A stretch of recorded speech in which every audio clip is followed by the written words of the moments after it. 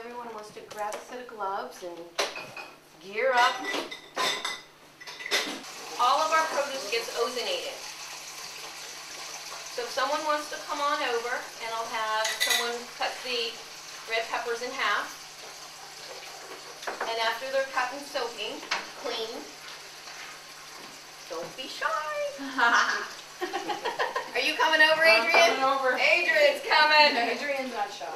Okay, so Adrian's going to cut the red peppers in half and clean them, saving all the seeds and the stems so that it can go back out to the compost to make soil again.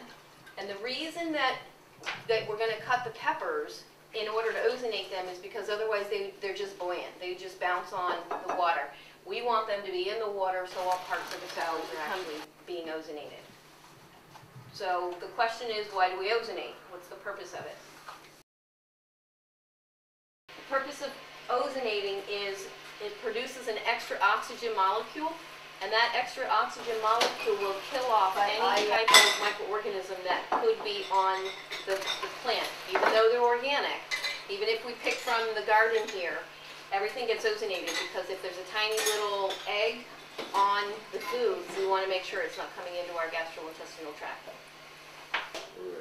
So what we're going to do now is go through the steps of taking the dry seaweed, putting it in the jar, putting the water in it, we'll ozonate it, and then I'll show you what we're doing as far as the cooking of it, and then what we're also going to be doing for our dish tonight. So I'll have two of you. Just pack the jars to the best that you can. So you ozonate everything? Yes, including the nuts and seeds. So all the sprouts that we do every week, they get ozonated when they're in the jar soaking. Because that actually is putting a whole other nutritional element into the nut, seed, grain, whatever it is that we're working with. Take our dry seaweed and put it into the water. And then after these veggies are done ozonating, we'll ozonate these too. Then I store them in the fridge. And they're going to soften. They're going to actually rehydrate back to their life that they were when they were in the ocean. And our sea veggies come from the Mendocino Valley in California, where the water has not ever been tainted with any type of a motor vehicle of any sort. So it doesn't have the poisons from the off gases.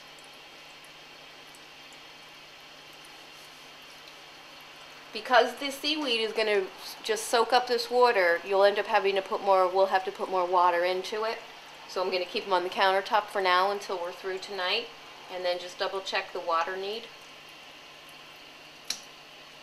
And if I know I'm going to be out of town, but I know that I'm going to want the seaweed when I come back, what I'll do is I'll put a nice pinch of the Celtic sea salt into the mix. It's going to just take it right back into the ocean. And it'll preserve it, and it's not going to impact the seaweed at all because the seaweed likes that salt and those minerals anyway. It's just going to actually preserve the seaweed itself so that it doesn't start to mold as a week goes by.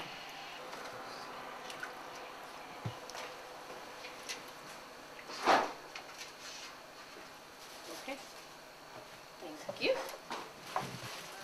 So now I'll ask Carol. You ever work with avocados? So if you don't mind shelling those guys, pulling all the good meat out. There's for the shells in the pit here. So the purpose of an avocado, the reason that we want to get all this meat out of the shell is it is loaded with complete nutrition.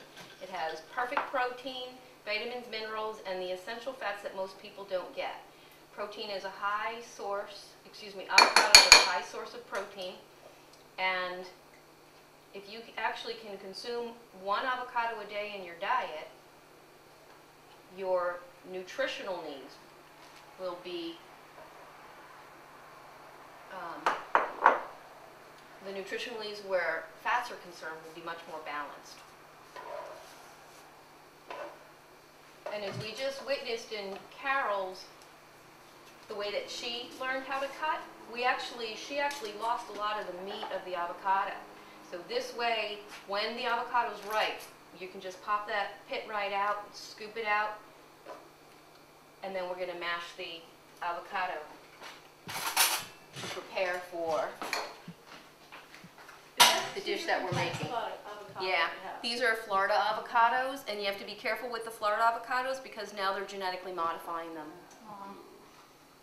They actually are tasting more like fruit versus the depth of the meat of the way that the Florida avocados used to taste. Is there a difference between this kind of avocado and the small? The other ones are basically primarily Haas, H-A-A-S.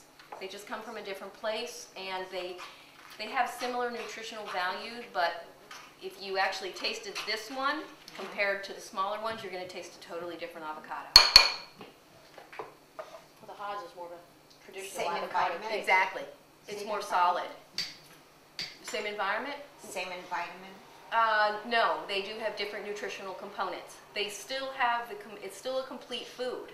So if you eat one of those a day, and the dish that we're going to make, probably next week we'll make something more like, if you eat this dish every day, even if it's just 3 tablespoons, you've got everything on board that you need. Last time I was here, last Wednesday, well then the following morning I rode bike very intensely. I've never felt better. Even though you eat well. This was even better though, the way. We think we eat well. Yeah. Okay, so we have incredible fresh spinach. It's going to be a main foundation for our meal tonight. So I'm going to give this to Wendy and ask her to just kind of shred it, if you don't mind. I have a big knife. Big knife. This is the best one. You have a big Ceramic. Oh gosh, don't trust me with a ceramic knife on this counter. It's going to shred in no time. It wouldn't hurt the counter, it would hurt the knife. The knife would break into 1,000 million pieces. 1,000 million. You can tell if you do that regularly. It would just, oh my. So spinach has incredible mineral content. The trick with spinach is you want to be careful to not eat too much fresh spinach. If you cook it, you're actually changing the nutrition.